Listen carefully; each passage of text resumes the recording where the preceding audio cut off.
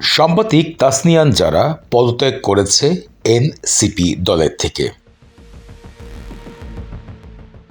এই দল থেকে পদত্যাগের পরে গোলাম মাওলা রনি সাংবাদিক তাকে নিয়ে ফেসবুক স্ট্যাটাস দিয়েছে।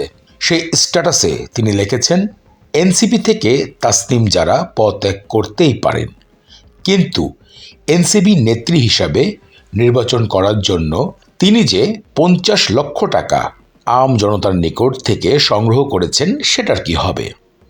আপনারা জানেন, কিছুদিন আগে বিকাশ এবং ব্যাংকের অ্যাকাউন্ট শেয়ার করে তাসনিম যারা বেশ কিছু টাকা সংগ্রহ করেছেন, যার পরিমাণ 50 লক্ষ টাকার সমান বলে আশা করা যাচ্ছে। এবং সেই পোস্টে আরও লিখেছেন, প্রথমত টাকাগুলো জনগণকে ফেরত দিতে হবে, অথবা এনসিপি ফান্ডে টাকাগুলো জমা করে জনতাকে জানাতে হবে এনসিপির ফান্ডে টাকাগুলো জমা হয়েছে কিনা। অন্যথায় এই চাঁদাবাজির টাকা নিয়ে যারাকে কি যে বিপদে পড়তে হবে তা হয়তো তিনি কল্পনা করতে পারছেন না। বাংলাদেশের খুবই জনপ্রিয় একজন নেতা গোলাম মাওলানা, তিনি যে শুধুমাত্র একজন রাজনৈতিক কাজেই নিজেকে ব্যবহার করেছেন তা কিন্তু নয়, তিনি একাধারে একজন জার্নালিস্ট।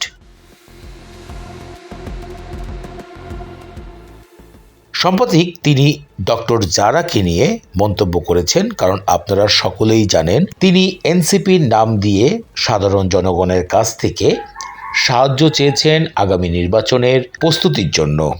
আর সেই টাকা এখন এনসিপির নামে ব্যবহার হবে, নাকি সাম্প্রতিক এনসিপি থেকে পদত্যাগ করে স্বতন্ত্র হয়ে নিজে নির্বাচন করার বিষয় সেখানে ব্যবহার হবে, তা নিয়ে গণমাধ্যমে কথা তুলেছেন গোলাম মাওলা রনি।